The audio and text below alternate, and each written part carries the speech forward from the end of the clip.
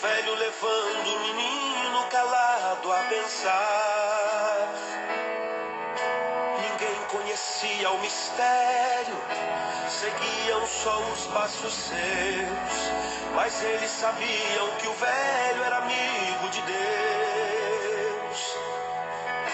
O dia caía e então paravam para descansar, e na madrugada seguinte voltavam a andar. O velho Abraão, sem temer, sabendo que Deus grande é, seguia ao encontro de Deus para provar sua fé. 3 dias passaram e então ali conseguiram chegar no certo lugar onde a fé iria provar. Os servos ficaram e assim, levando o menino ele foi, deixando a certeza que os dois voltariam depois. Isaac seguia na frente, formoso até no caminhar. Quem sabe Abraão nessa hora começou a chorar. Isaac perguntou: meu pai, cadê o cordeiro? Onde está? Meu filho, o cordeiro para si Deus proverá.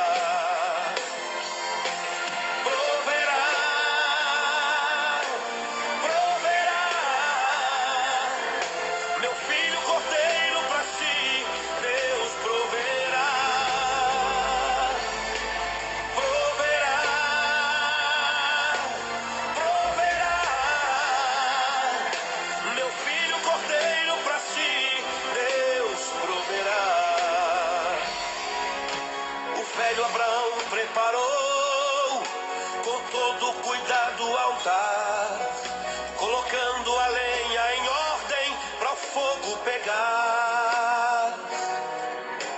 Pegou o menino e amarrou, deitou sobre o altar então. Estava bastante afiada uma arma na mão. O velho Abraão, pela fé, do plano de Deus não fugiu. Estava disposto a cumprir o que Deus lhe pediu. Mas com ele o anjo bradou: Abraão, não faças nada ao filho seu, porquanto agora eu sei que temes a Deus.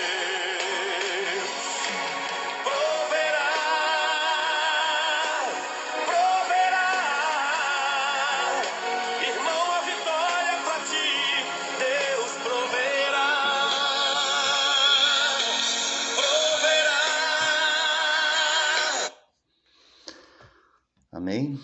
Glória a Deus. Então, bom dia. Este dia dedicado ao Senhor, dia de domingo, dia de voltarmos com toda a nossa atenção para o Criador, para o seu Filho, para o Libertador, o Salvador, para o Mestre, o enviado, o Messias, o Filho do Deus único, Deus Altíssimo, aquele que era, que é e que vem, aquele que deu a ordem dizendo, isto já, então ressuscitado, disse aos seus discípulos: ide por toda a terra e anunciai, ensinai tudo o que vos ensinei. Quem crer e for batizado será salvo, quem não crer será condenado. E ensinem a observar, para que assim então se tornem e façam discípulos meus. Discípulos. Então veja que esta é a ordem, este é o chamamento e esta então é a nossa missão. A missão de irmos em seu nome, fazendo a sua memória e ensinando, evidente, depois de termos aprendido todas as coisas, depois de termos nos disponibilizado, nos desvencilhado dos trâmites da nossa carne, das nossas vontades, do nosso querer, dos nossos próprios interesses. Para então fazermos a vontade dele na sua essência, não mais simplesmente como uma repetição de palavras, como se diz, né? Venha a nós o vosso reino, seja feita a vossa vontade. Você repete isso diuturnamente, muitas vezes, durante a vida, e tem pessoas que repetem isso diariamente, através do terço, da oração então, desse terço católico, e outros também dizem de outras formas, vida fora, porém, não é com aquela responsabilidade que deveria ser, com esta preocupação, na essência da palavra, do seu significado. Seja feita a sua vontade, assim na terra como no céu. Então veja, para isso não tem como eu permanecer com a minha vontade. Se eu permanecer com a minha vontade, não tem como eu fazer a vontade de Deus. Porque daí, é como ele diz, não dá para servir a dois senhores. Eu sou um senhor e ele é outro. Eu fazendo a minha vontade significa que eu estou fazendo a vontade. Eu sou senhor de mim mesmo. Eu sou o pastor de mim mesmo. E não ele. Por isso ele disse, tem que se negar a si mesmo, morrer para suas vontades e para que então a vontade dele flua livremente na autoridade e no poder de Deus. Aí sim, então, nós estamos evangelizados e podemos ir em seu nome evangelizar. Como ele disse, como está escrito, o apóstolo Paulo diz então aos romanos, o evangelho é poder de Deus para todo aquele que nele crê. Então, poder de Deus para aquele que nele crê significa que obedece, então, a ordem explícita, claríssima de Jesus, negando a nossa vontade e abrindo mão de tudo aquilo que a nossa vontade já nos deu. Que a nossa vontade, então, nos deu, que nós granjeamos com a nossa vontade. Lutamos, buscamos, nos esforçamos, trabalhamos para conquistar, para adquirir. E aí, então, ele disse, bom, agora vocês terão que se desfazer de tudo aquilo que vocês fizeram e edificaram na vontade de vocês. Neguem tudo, doem tudo, se desfaçam de tudo isso para poderem então fazer a minha vontade. Veja, este foi o trabalho dele. E isto lhe foi exigido também dele.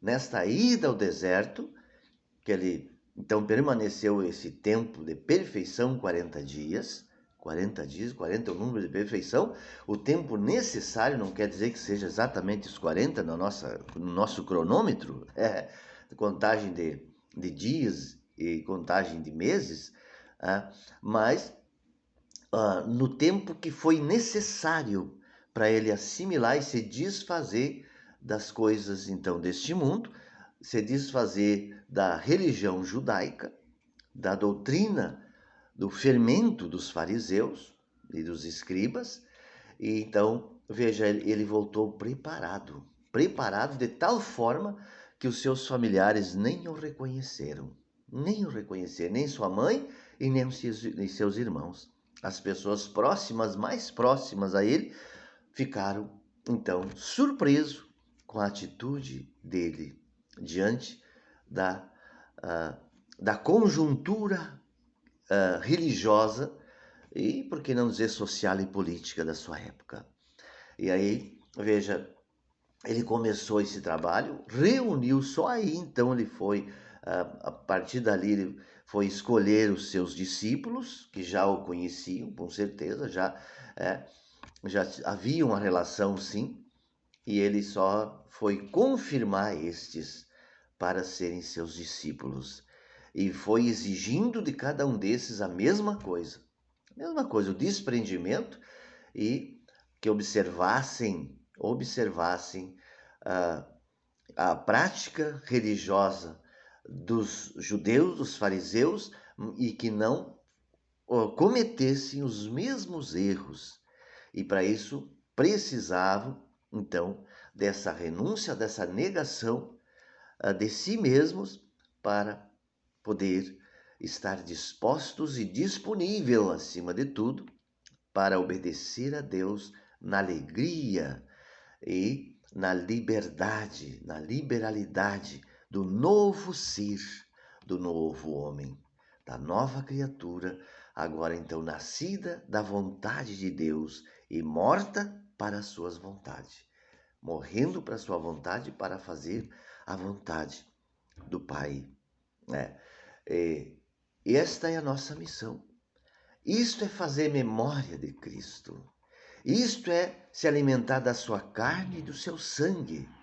Isto é viver por Ele. Isto é ir na força do seu poder, na sua autoridade, resgatando a mensagem original, voltando às origens, que já foi perdida completamente ao longo do tempo, mas isso muito breve, muito logo depois da sua partida. Não passou-se 200 anos, mas nem 100 anos depois, já a sua mensagem estava desgastada, estava carcomida, estava desatualizada e sem autoridade. Hoje, então, é completamente impossível de identificar o Evangelho da forma que as igrejas estão ensinando e pregando. Não tem. Porque observem que naquele tempo, né, que viveu Cristo Jesus e que viveram os discípulos, não havia igreja, templos como há hoje. Não havia. Toda essa superestrutura que se criou, onde as pessoas frequentam, então, onde elas vão, é semelhante ao templo. O templo, em tudo semelhante ao templo. Já comentamos sobre isso. Em tudo semelhante ao templo. Esse templo da época representava a suma, profunda vontade dos homens. E não mais a vontade de Deus, pelo contrário. Não tinha mais espaço para Deus naquele, tanto que não o reconheceram e não o suportaram no lugar, na casa que foi construída para Deus. E não se achou lugar para ele. Não teve espaço para ele lá dentro, de forma nenhuma, a não ser para ser condenado e ser expulso definitivamente, varrido fora, e até hoje permanece. Aí o que ocorre? Os homens de novo reconstruíram outros e muitos outros templos, e agora então não mais em nome do Deus de Moisés, mas agora em nome do Deus de Jesus Cristo, do próprio Jesus, em nome dele, mas repetindo os mesmos absurdos e as mesmas aberrações, os mesmos crimes, e agora com certeza muito maiores, com muito mais crueldade, o que está se fazendo hoje. É preciso que nós, então veja, tenhamos consciência disso, para nos afastar definitivamente, mas não só nos afastar desse templo, dessa religião que circula no mundo, chamado cristianismo. Precisamos nos afastar e buscar, então, a leitura de novo do Evangelho, sendo, então, veja, inspirado pelo próprio Espírito de Deus, pelo Espírito Santo, orientados pelo seu Espírito, para aprendermos agora como era no princípio. Como foi no princípio, agora é sempre. Então, veja, e só o Espírito de Deus poderá nos dar, nos renovar e implantar em cada um as palavras vivas com a mesma autoridade que foi no tempo dele e que se seguiu por mais alguns anos, mas que depois, infelizmente, caiu na vala comum das crenças. Por isso as pessoas estão reivindicando hoje, reivindicando que temos que respeitar todas as crenças e que o cristianismo é mais um. É só mais um. É. E até nem tão importante. Nem tão importante. Depende da forma que é apresentado, outros que conseguem se superar e conseguem se sobrepor em muitas coisas, ele até suplanta o próprio cristianismo. Suplanta. Eu confesso que teve uma época que eu estava no quartel e havia lá cultos ecumênicos, por um trabalho que eu fazia então no exército, e havia evangélicos, no tempo que eu servi não, isso foi em 2000, início dos anos 2000. Aí eu nunca assisti essas reuniões ecumênicas onde participavam católicos, evangélicos e espírita, mas os comentários que eu via dos próprios evangélicos que os espíritas estavam dando de 10-0 nos evangélicos e nos católicos, nas pregações, nas falações. Tá vendo? Tá vendo? Entendeu? Mas por quê? Porque estes evangélicos, esses cristãos, então, digamos assim, do evangelho, da Bíblia, o que ocorre? Como já foi falado, colocando capa sobre capa. Capa sobre capa. Botaram mais uma agora do cristianismo. Quer dizer, eles têm lá no exército, tem a sua carreira, né? São profissionais, né? A sua patente, enfim, ali dentro, a hierarquia, né? São praças, são oficiais superiores e assim por diante. E aí são cristãos também. E uns pastores, inclusive. Pastores. Sobreposição de função. Muitas funções. Não, ele pediu exclusividade. Deixa tudo. Quer ser pastor? Saia do exército. Abandone o exército. Não, mas aí não dá. Eu vou esperar me aposentar, me reformar, daí eu vou ser pastor. Aí com 2 funções, vai lá no fim do mês, recebe uma pilha de dinheiro, então porque ele foi militar, e aí depois ainda ganha mais um pouco. Alguns até nem querem nada, porque não precisa. Aí vão fazer um trabalho extra, vão fazer um hobby agora, é pregar o evangelho. Beleza. Uns escolhem pescar, outros escolhem viver viajando, e eles escolhem então essa religião, essa crença, mas que na verdade é muito mais, e é sempre para acomodar e para servir de escudo para os acomodados, para aqueles que não querem morrer para si mesmo. Então ali está um espaço garantido para eles, garantido, ganharam o mundo e agora então pensam que já ganharam o céu também, porque aceitaram Jesus daquele jeito. Então acredito que também agora eles têm direito à salvação, com todas as garantias que a terra oferece, com todas as honras que o mundo oferece, com toda a glória dele, e mais agora buscando ainda a glória do céu. Que maravilha! Não, esse cristianismo eu não reconheço, não existe, porque ele disse muito claramente: vocês serão odiados pelo mundo. Não há como ser amigo do mundo e ser amigo de Deus. Mas eles estão dizendo que é possível servir a 2 senhores e ser amigo do mundo e ser amigo de Deus.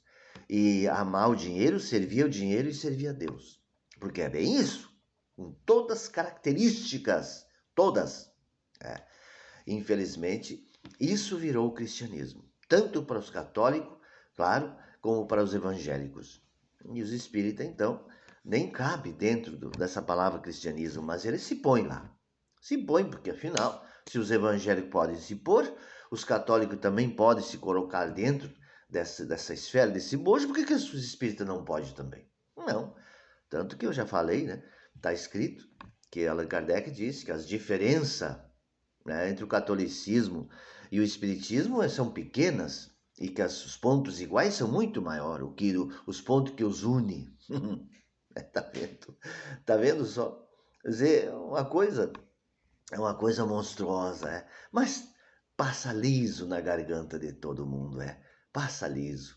Que incrível isso. Bom, tá aí os evangélicos aliançados com Israel, com a bandeira de Israel e assim por diante, quer dizer, eles conseguem a ver tudo isso com um olhar sereno, pacífico, quer dizer, é incrível, é incrível. Não há mais diferença entre a luz e as trevas. Não tem mais discernimento, não tem. Para quem não vive o Evangelho, que colocou essa capa e sobre capa, de fato, não tem mais responsabilidade, mais compromisso nenhum. Por isso, o chamamento, não sejamos desses. Veja lá o que eu estou ainda precisando me desvencilhar, mas desfazer, para que então o Evangelho venha ser a única capa, venha ser a minha única razão de viver, o Evangelho genuíno, cristalino, transparente, conforme o ensinado, pregado e vivido por Cristo Jesus e pelos seus primeiros discípulos. É isso que nós temos que buscar. Este é o chamamento para esta entrega, para esta doação, a volta às origens, porque, como foi dito no início, ele é o mesmo, aquele que era, aquele que é e aquele que vem. Ele é o mesmo, aquele que deu a ordem, ide por todas as terras, ide por todas as terras, e ensinai todas as coisas, fazei discípulos, batizando em nome do Pai, do Filho e do Espírito Santo, e ensinando todas as coisas. Então aí, veja, aí o Pai é glorificado. E não dando glória assim, mecanicamente. Oh, glória a Deus, oh Senhor Jesus, vem Senhor, e chamo ele. Ora, vem Senhor Jesus, Maranata. Mas ele está aí, ele nem foi. Ele disse, olha, eu vou ir, mas o Espírito ficará, eu estarei convosco na presença do Espírito. Mas ficam chamando ele ainda, querendo, vem Senhor, vem, ora vem Senhor. Chamar aquele que já está. Né? A pessoa vira as costas, se afasta dele e fica chamando ele. É um absurdo, quer dizer. Ele disse, para se andar com ele. Eu não gosto de usar essa palavra seguir, né? Mas entenda-se bem o que significa isso. Seguir, andar. Agora, eles querem que Jesus, que Jesus siga cada um. Eles vão para os caminhos dele, fazem o que eles bem entenderem, e aí vem Senhor Jesus. Vem, Senhor, Maranata. Vem, Maranatá ou Maranata. Vem, Senhor Jesus. Inverteram tudo, né? Inverteram tudo, Então, ele disse para nós sermos uma bênção e as pessoas agora buscam ele para me abençoa, Senhor, me abençoa nos meus muitos afazeres, que eu consiga dar conta do recado dia após dia, que eu consiga conquistar tudo o que o mundo oferece aí, que eu consiga conquistar. Me abençoa, Senhor. Totalmente o contrário. Ele disse, olha, larga tudo, desprende tudo para ti ser uma bênção, para que você seja uma bênção. E para ser esta bênção, então veja, é preciso ser o templo do Espírito Santo. Para isso nós fomos chamados e esta é a nossa vocação. Esse é o grande chamado. Que os outros todos devem estar submissos a esse. Todos. Veja que quando ofereceram lá, esse vaso de alabastro, perfume raríssimo, isso podia ser vendido por 300 denários, o salário de um ano todo. O salário de um ano todo de um trabalhador. Então podia ganhar dinheiro para dar para os pobres. Ele disse, pobres sempre tereis convosco. A mim nem sempre tereis. Tá vendo? Então veja, é para cuidar dos pobres, mas antes ainda, ele disse, cuidem da vossa alma, porque se vocês não cuidarem da vossa alma, tampouco vai adiantar cuidar de pobre. Tampouco. Fazer biscate aí, fazer caridade.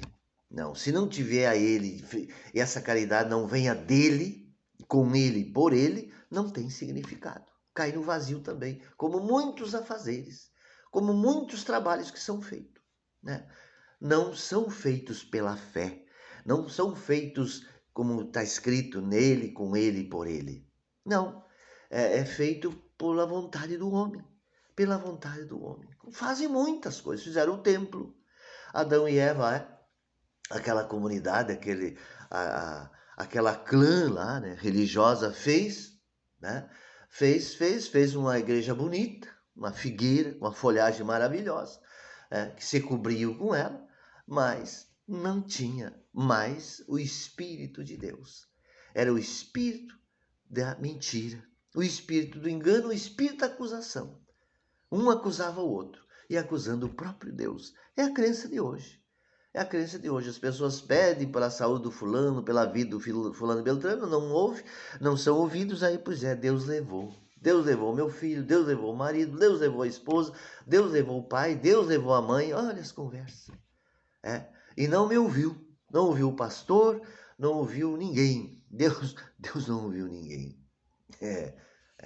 Então, eles querem uma igreja que ouçam, que vão lá ouvir. Mas está escrito, pedireis o que quiserdes e vos será feito. Não está escrito no Evangelho de João, no capítulo 15, se estou bem lembrado, 14, 15 diz lá, né? Capítulo 14, capítulo 15. Pedireis o que quiser, vos será feito. Mas ele disse, se fizerdes o que eu vos mando. Mas é aí que está. Aí quem quer fazer o que ele manda? Alguns até se metem a fazer, sabe? Bom, obedece, dá o dízimo, dá as ofertas, sacrifica, faz jejum, faz isso, faz aquilo. Daí tu pede e Deus vai te responder. Não vai. Mas não vai. Não vai. Não tem de botar Deus na parede. Olha só o absurdo. Olha o absurdo. E dele fazer promessa. E vela não sei que tamanho. Ou vela da altura da pessoa. Descalço, fazendo promessa, subindo escada, de joelho. Oferecendo, sei lá, outras tantas coisas. Prometendo para Maria, para José, para tudo que é santo. Prometendo para Deus e o mundo. Dizia um cantor aí, que já faleceu, deve uma vela para cada santo e para Deus um pacote. Claro, o contexto que ele canta é outro, né? Mas agora vamos puxar para essa realidade que nós estamos falando, né? Então essas pessoas vivem fazendo promessa. Vivem fazendo promessa. E assim como fazem promessas uns para os outros também, depois não cumprem nenhuma, né? Piso por cima das suas palavras, não honram as suas palavras, porque realmente não tem compromisso com a verdade e não negaram a si mesmo. Até querem, mas não conseguem. Porque ele disse, sem mim vocês não poderão fazer nada. E para poder fazer com ele, é preciso negar a si mesmo, morrer para esse mundo. E tudo que foi conquistado com essas mãos pela vontade humana, a vontade do nosso coração, né? Porque é um prolongamento. As nossas mãos, eu digo, para mim, eu tenho esse entendimento, que é um prolongamento do nosso coração, da nossa vontade. As mãos, elas servem para dar vida ou para matar, né? Elas servem para dar alimento para nós ou veneno para nós ou para os outros. Então, ela pode usar uma espada e pode usar, né, então, uma bandeira branca, né? Enfim, pode usar uma arma para matar e assim por diante. Bom, porque é tudo que vem do coração. Então, ele mandou se desarmar interiormente de todo o nosso querer, da nossa vontade da carne e assim por diante, dos homens, né, para fazer a vontade dele. Mas isso é um trabalho, esse, nas palavras dele, é o verdadeiro trabalho, e que exige uma grande concentração, uma força de vontade, um esforço muito grande, como ele disse. Os que se esforçam vão conseguir. Os que se esforçam, inclusive, veja, dentro de uma perseverança. Perseverança. Todos os dias, como ele diz, tome a sua cruz e siga-me. E siga-me. Com amor, que esse amor deverá ir crescendo diametralmente, né? Ir crescendo e cada dia mais, então, nos aproximando da verdade, da luz, da justiça e, consequentemente, nos tornando esta luz, nos tornando este evangelho vivo, esta presença, essa palavra em carne e osso, porque ele disse, né? Viverão por mim. Quem de mim se alimenta, por mim viverá. Isto é, se alimenta a minha palavra, se alimenta dos meus ensinamentos, e então por isso me obedece, e por isso nega a sua própria vontade e se coloca, então, à disposição do Espírito. para ser conduzido pelo Espírito na perfeita vontade do Pai. Este é, então, o chamamento para nos tornarmos seus discípulos, que ama o Mestre, e só tem este trabalho. Eu já citei outras vezes que tem um cântico na Igreja Católica que diz lá: sou bom pastor, ovelhas guardarei. Estou fora de melodia, eu sei. Não tenho outro ofício nem terei. E quantas vidas eu tiver, lhes darei. Claro, isso aí já é uma palavra do Tiradentes, né? Quantas vidas eu tiver, eu darei pela independência do Brasil na época. Mas as palavras sou bom pastor, ovelhas guardarei, está dentro, então, das palavras de Cristo Jesus no Evangelho de João, capítulo 10, né? O bom pastor que dá vida pelas suas ovelhas. Mas aí, esse mesmo canto diz: maus pastores em dia de sombra não vigiaram, não cuidaram, e o rebanho se perdeu. E o pastor também, né? Misericórdia, porque só ficou um cântico, né? Porque hoje entrou no vale tudo, misericórdia, igreja cheia, templo cheio, mas não de presença do Espírito de Deus, com corações abertos, se derramando e se entregando para Deus, para ser revestido com a força do alto. Não, é para ser revestido com a força dos homens e para cada um, então, veja, ter suas necessidades supridas aqui na terra. Seus pedidos, suas promessas e assim por diante. Tudo que a carne deseja e quer, eles vão em busca, e aí o padre, o pastor, o que lá de direito, nesses lugares, né, então consagrados e sagrados, estão ali para ministrar para essas pessoas cheias de suas vontades, Misericórdia. Daí nós vemos o que vemos, essas aberrações circulando o mundo afora, com o rótulo de cristão.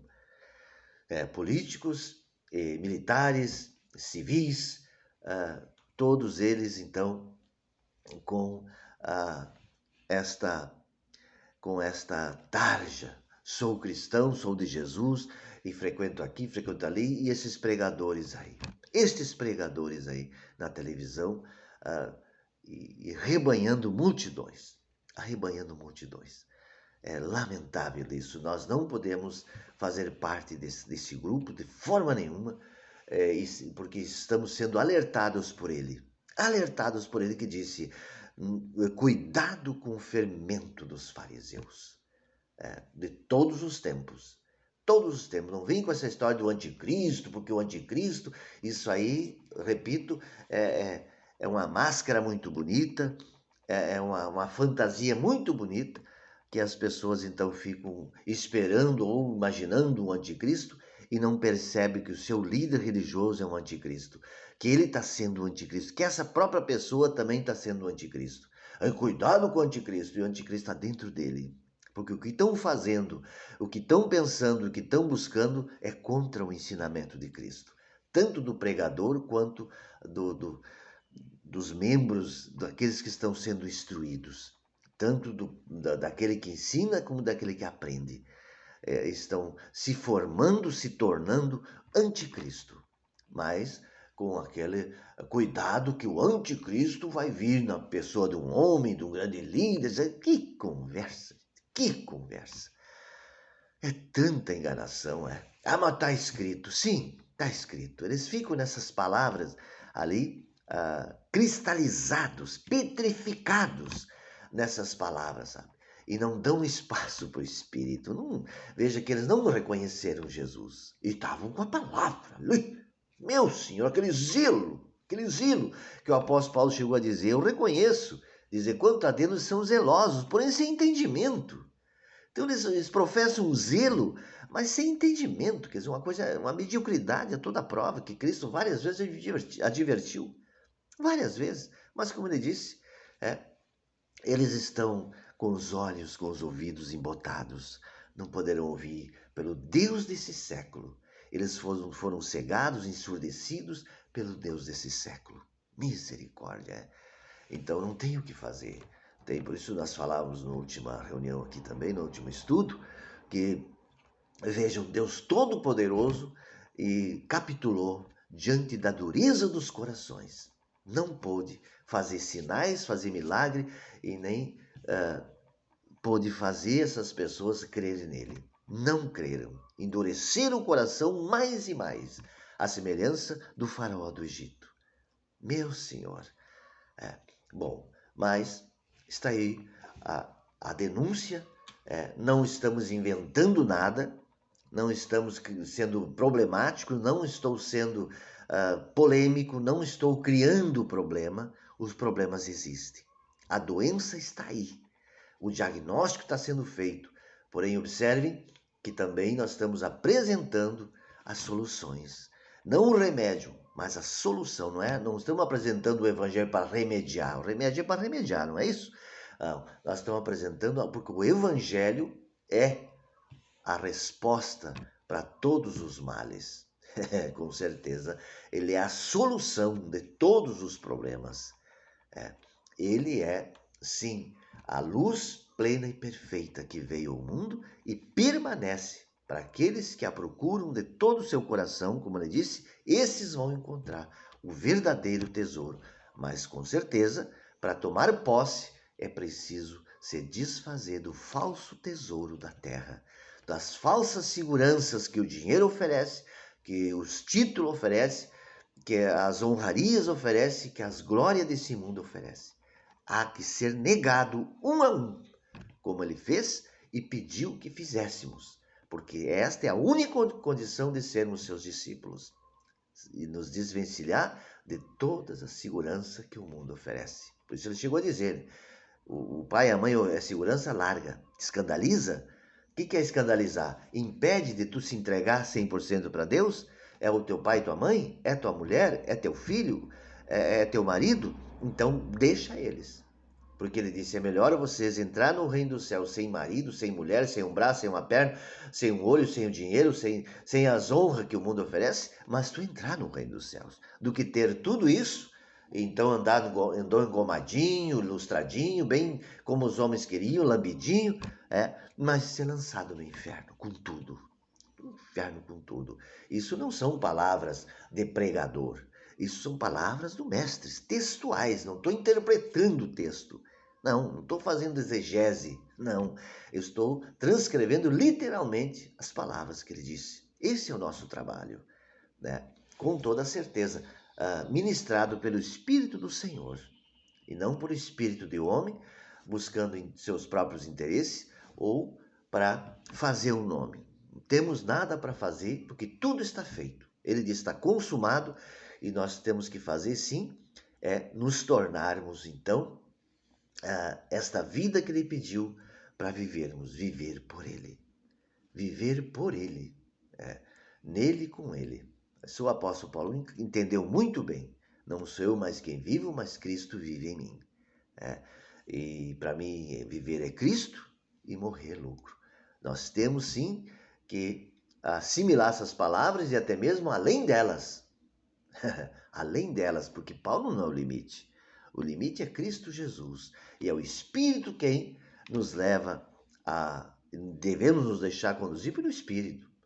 E é Ele que então vai nos levar a esta perfeição, a esta santidade, a nos levar a também concluirmos com zelo e com entendimento toda a obra de Deus que está estabelecida por Cristo no Evangelho, que ficou registrado.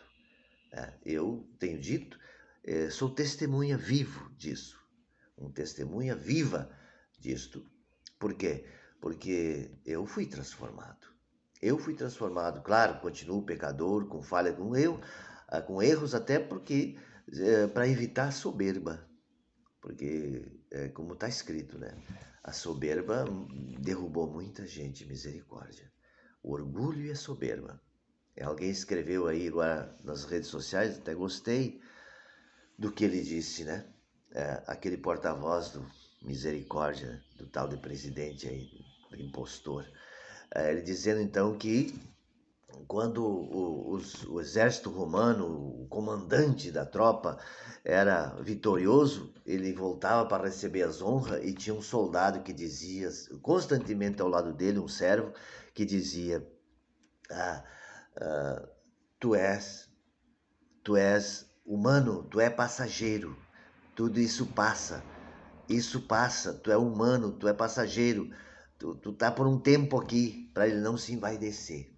Diz que cada um vinha já junto com, na hora que está recebendo todas as honras do Senado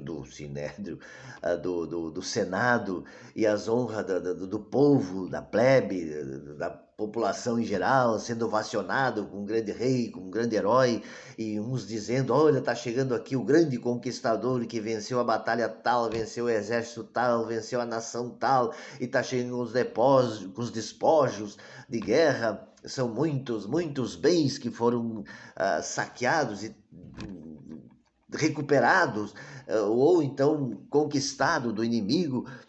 E aí tinha alguém que dizia do lado: tu é passageiro, tu é carnal, não te envaideça com isso, porque não vale a pena. Então ele dizia assim, né, que era preciso que também hoje tivesse esses servos dizendo constantemente ao lado desses homens, então, que o poder, que estão no poder, né, que já não devem nem se sentir assim, porque já entraram pela porta dos fundos, né, já entraram roubando, já entraram mentindo, tá? Pior foi, e se mantém mentindo, né, enganando, que isso aí mais dia, menos dia vai cair tudo, não vai ficar nada, nada, né? E vão saber quem é o verdadeiro traidor, o verdadeiro antipatriota, os traidores da pior espécie. Eu não tenho dúvida, para mim o Moro e esse Bolsonaro ainda serão varridos da história como os maiores traidores dessa pátria. Maiores traidores. E estão sendo, né? Estão sendo. Infelizmente ainda está muita coisa cobertada. Se vem à tona tudo, não sei, mas que são os piores traidores, e mais o Dallagnol, são indiscutivelmente. Agora, quanto isso poderá ser anunciado? Claro, juntamente com a Globo, né? Evidente. Ninguém faz uma traição sozinho. É preciso muitas pessoas articuladas, muitas pessoas estarem. Claro, tudo vindo dos americanos, né? Eles são os grandes mentores. Quem é que esquenta as costas do Bolsonaro para todos os generais obedecer a ele? Quem está por trás? Os Estados Unidos. Aí, entendeu? Ele é o marionete, né? Que joga as pedras e eles. Né? Pensa bem. O pessoal fica, como é que pode os generais se submeter a um tenente? Porque capitão ele foi para a reserva, ele não foi capitão no exército. Mas aí o que ocorre? Ele está lá com as costas quentes, né? Quem está por trás? Então, por isso ele se submete, né, ao tenente. Porque o tenente está submetido, a nação está submetida, está entregando a nação toda. E aí fazendo o povo gemer. O povo pobre, os humildes gemer. Como sempre foi. Comandado pelo maligno, né? Misericórdia.